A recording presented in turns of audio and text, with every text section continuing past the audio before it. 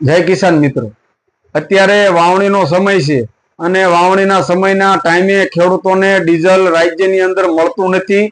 ખેડૂતો ખૂબ પરેશાન છે. અડધી રાતે બે વાગ્યા સુધી લાઈનમાં ઊભા રહેવા છતાં ડીઝલ ટાઈમે મળતું નથી.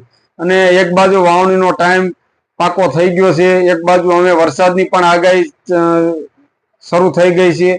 તો સરકારના મિનિસ્ટરો જે મીડિયાની અંદર ખોટા નિવેદનો આપે છે કે તમામ જગ્યાએ ડીઝલની વ્યવસ્થા છે, ડીઝલ ઉપલબ્ધ છે, તો આ બધી જે સરકાર વાતો કરી રહી છે એ પાયા વિહોણી તદ્દન ખોટી છે.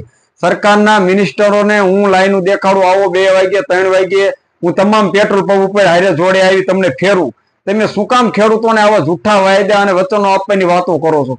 તમે તમામ જગ્યાએ ખેડૂતોને લાઈનમાં ઉભા રાખવા માટે તમે ખેડૂતોને હેરાન કરી રહ્યા છો. ખાતરના ભાવ વધાર્યા, રાજદાણ પશુપાલકો માટે ભાવ અમૂલની અંદર રાજદાણના એના જે કઈ આહારમાં વધાર્યા, તો અત્યારે ડીઝલની અંદર ભાવ વધારવા છતાં ટાઈમે ડીઝલ નથી મળતું.